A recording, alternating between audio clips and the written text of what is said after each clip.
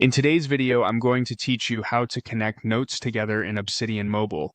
First, open Obsidian on your phone or tablet so you're in your vault and ready to edit.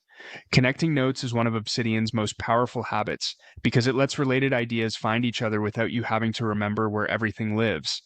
Think of it like creating a web between thoughts, projects, and references so you can move fluidly through your knowledge later. You can start in a brand new note or work from something you've already written.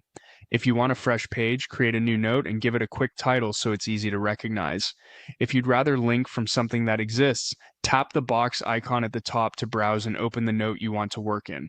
Either way, once your note is open and you're in edit mode, place the cursor where the connection should go. This could be in a sentence at the end of a paragraph or in a dedicated links section, whatever fits your style. To create the link, type two left square brackets like this. Immediately start typing the name of the note you want to connect to. As you type, Obsidian will suggest matches from your vault. Tap the one you mean, and the app will complete the link for you. If the note already exists, you've just created a direct bridge to it. If it doesn't exist yet, simply finish typing the name. Obsidian will treat it as a link and is ready to create that note the moment you decide to visit it. In many cases, the closing brackets will be added for you, but if not, add to finish the link. You'll see it styled like a tappable link in your text. That's all there is to it. Open Obsidian Mobile, work in a new or existing note, and use double square brackets with the note's name to connect ideas.